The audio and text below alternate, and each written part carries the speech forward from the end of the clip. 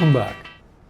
As you'll know if you've been following this series and watched the other videos, and if you have, thank you from the bottom of my heart, one of the things that's interested me about this project is the way that female history is often overwritten. Across this series, a recurring problem has been that it's sometimes difficult to see the real woman through the legend that later generations built around her. The more exceptional the woman, the more pressure there's been to explain, contain, exaggerate or distort her. Their afterlives are not incidental to their histories. In many cases, they are the reason that we remember them at all. For women who ruled, later memory often turned authority into anomaly. Hatshepsut governed Egypt as pharaoh, but after her death, parts of her public image were attacked, as though the record had to be corrected back to a more acceptable male line of kingship. Uzetienne couldn't be erased so easily, so later tradition frequently cast her as unnatural, ambitious, ruthless, sexually manipulative, monstrous. Arwa al-Sulahi, despite ruling Yemen with unusual independence and competence, has more often suffered the quieter distortion of neglect. In each case, female sovereignty produced discomfort and history was adjusted accordingly. For politically powerful women, distortion often took the form of sexualization or scandal. Cleopatra VII was one of the most capable rulers of the ancient Mediterranean, but Roman propaganda and later European art reduced much of her political intelligence to seduction. Eleanor of Aquitaine likewise became surrounded by stories of unruly desire, intrigue and rebellion, as though her influence over kings, crusades, lands and dynasties required some kind of moral explanation. When women exercised power in the same arenas as men, later storytellers often translated strategy into sexuality. Religious and intellectual women were also reshaped by the needs of later communities. Hypatia became not only a philosopher killed in Alexandria, but a martyr to reason, pagan learning, or female intellect, depending on who was doing the telling at the time. Aisha bint Abi Bakr's memory was refracted through sectarian traditions, revered by many as a scholar and transmitter of hadiths, criticized by others through the politics of the early Islamic schisms. Hildegard of Bingen partly anticipated this problem by presenting her authority as visionary obedience rather than personal ambition. But despite that, later ages still remade her as a saint and a feminist precursor. Even women remembered for writing or founding institutions can become difficult to recover. Murasaki Shikibu's literary achievement is immense, but the woman herself remains partly hidden behind courtly convention and later reverence. Fatima al-Fihri is celebrated as a founder of learning, but the sparse details of her life have allowed her to become as much a symbol as a biography. In both cases, the legend preserves the name while blurring the person. This tension reaches a kind of apogee with Tomoe Gozen. With Hatshepsut, Cleopatra, Aisha, Uzetienne, Hildegard or Eleanor, the legend may distort the record, but a recoverable historical figure remains. With Tomoe, the balance shifts. She stands at the point where legend so overwhelms documentation that the, inverted commas, real woman behind the story becomes uncertain and may not even have existed in the form that later tradition imagines. Now, what remains is still historically meaningful, but meaningful in a different way, not as secure biography, but as cultural memory. Tomoe shows how a society could imagine female martial excellence, even if we can't confidently reconstruct the woman herself. And that makes her a fitting place to take stock of this theme. Throughout the series so far, powerful women have been erased, sexualized, sanctified, demonized, romanticized, and rediscovered Tomoe forces the question to its sharpest point.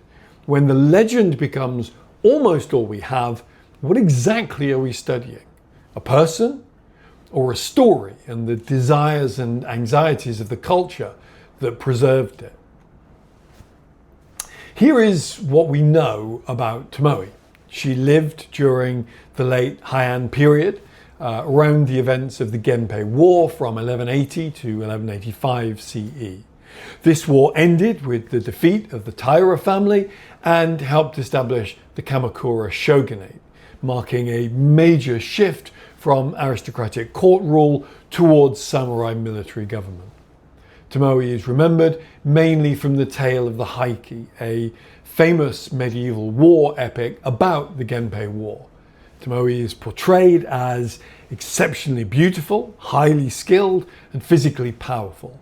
She is described as an archer, a horsewoman, and a swordswoman, capable of fighting alongside elite samurai. Her most famous episode comes during the Battle of Awazu in 1184, when Yoshinaka was being defeated. According to the story, Tomoe remained among his last warriors, and Yoshinaka eventually ordered her to leave the battlefield, either because he wished to spare her or he didn't want to die with a woman beside him. Before departing, Tomoe is said to have charged into combat one last time, defeated a powerful enemy warrior, taken his head, and then disappeared from the battlefield. Exciting stuff. But did it happen? Was she real? Because the tale of the Heike blends history, literature, the oral tradition, and legend, it's very difficult to separate the real Tomoe from the heroic figure that later generations imagined, or even to be sure that she really existed, that there ever really was a real Tomoe. Tomoe Gozen may have been based on a real woman, but the evidence for that is limited. What we can say with confidence is she appears in important medieval literary traditions. She is strongly connected with Kiso Yoshinaka. She became one of Japan's most enduring symbols of female martial skill. What is uncertain, pretty much everything else.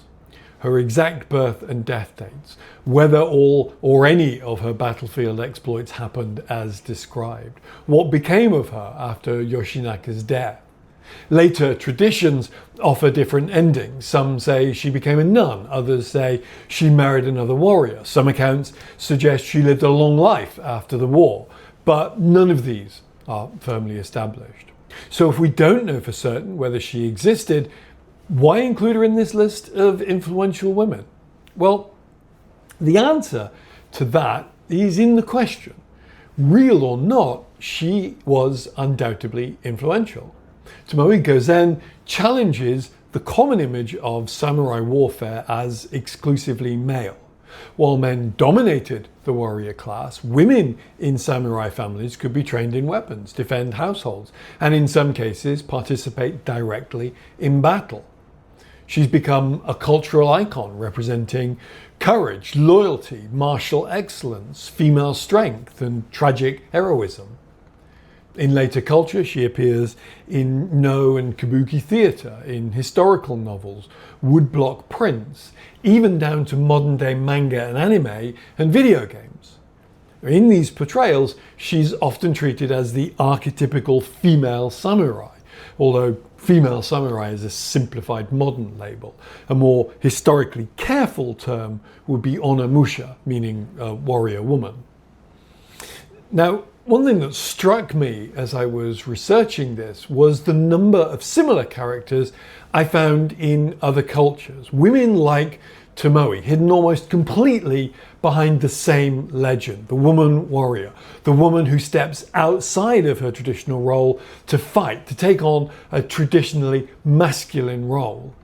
We have Mulan in China, probably the most well-known, Lagertha in Denmark, Kutulan in Mongol Central Asia, Boudica in Roman Britain, the Trung sisters in Vietnam, Zaranea from Iranian Central Asia, Amina of Zuzau from Hausa, Nigeria, Yenenga from the Mosi tradition of West Africa, Onaki Obava from India, Mai Bago from the Punjab.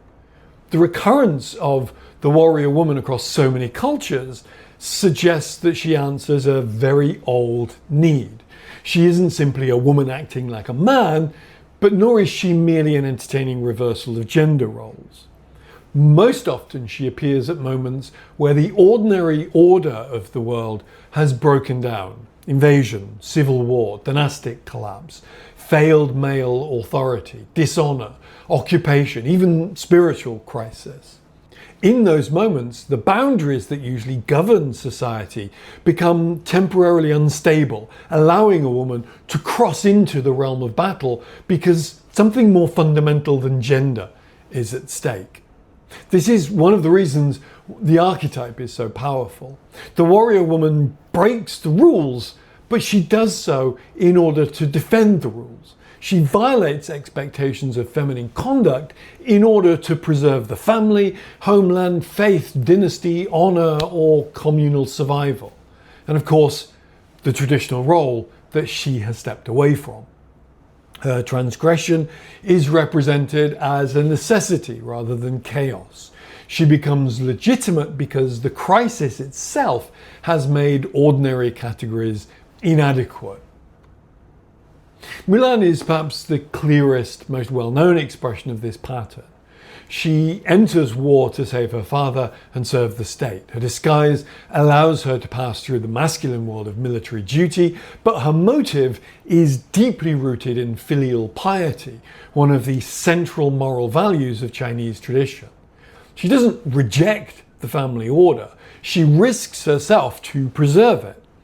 In many versions, the story ends with her return home, refusal of office, and resumption of ordinary life.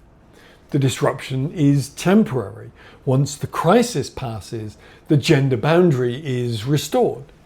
And that pattern recurs across the wider tradition. Tomoe Gozen appears in the violent world of medieval Japanese warfare, where loyalty to one's lord or house could override ordinary expectations. Boudica rises after Roman violence against her family and people. The Trung sisters become symbols of resistance against foreign domination.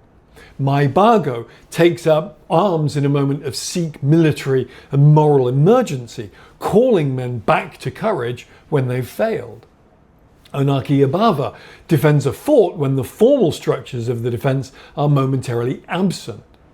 These figures are remembered because they act when the ordinary protectors of the community are dead, defeated, corrupted, absent, or afraid. This gives the warrior woman a paradoxical role. She challenges patriarchy by proving that courage, discipline, sacrifice, and leadership aren't inherently male qualities.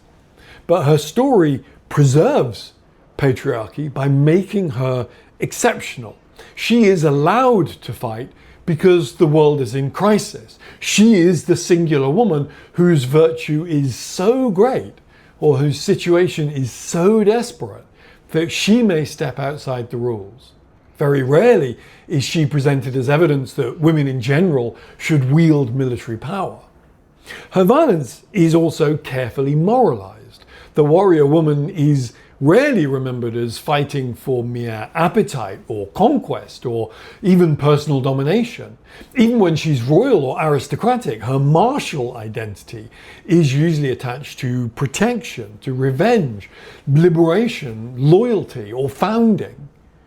Female violence has often been culturally unsettling, so to make it admirable, the story has to frame it as service to something higher than itself.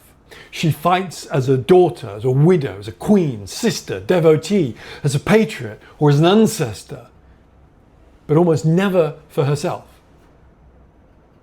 That's why these stories often end by containing the power they celebrate. The woman disappears, she marries, she returns home, becomes a mother, becomes a nun, becomes a saint, or recedes into legend. Boudica's rebellion ends in defeat and death.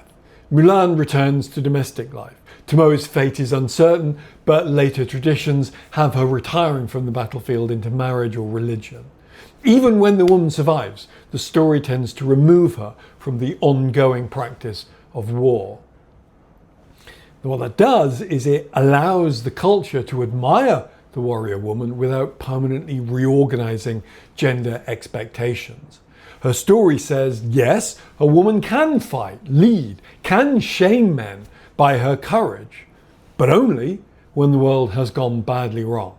And when order is restored, she must vanish from the battlefield or return to a safer kind of figure, the loyal wife, the dutiful daughter, the holy woman, the founding mother, the tragic martyr, the ancestral spirit. Her exceptional power is preserved in memory, but not normalized in society. But this containment never fully succeeds. The fact that these stories survive keeps alive a more radical possibility. However much the ending tries to return the woman to convention, the central image always remains. A woman on horseback, a woman with a sword, a woman defending a gate, a woman leading men into battle, a woman refusing fear. The memory cannot be made entirely obedient. It continues to testify that women's power was thinkable and real, even where it wasn't institutionally permitted. This may explain why the warrior woman figure appears in so many different cultures. She is an imaginative solution to a contradiction. Societies that formally restrict women still need to imagine what happens when courage appears in female form. They need stories in which the community is saved by someone whom the usual authorities would normally underestimate or confine. The warrior woman makes visible a truth that social order often suppresses. Virtue isn't always to be found where hierarchy says it should be. She also reveals that gender roles, however rigid they may seem, are often conditional. In ordinary times, a society may insist that women belong in the home or at court or in the family or in the religious enclosure. But in crisis, the same society may imagine and remember women defending walls, leading armies, avenging kin, or founding peoples. That doesn't mean that the culture has become egalitarian. It means that survival can expose the limits of ideology. When the house is burning, the question isn't who is permitted to carry water, but who will do it. The warrior woman occupies a charged symbolic space. She is both transgressive and conservative, liberating and containable, historical and legendary. She breaks gender rules in order to preserve gender rules, as well as other things her culture considers sacred, things like family honor, national survival, religious truth, and so on.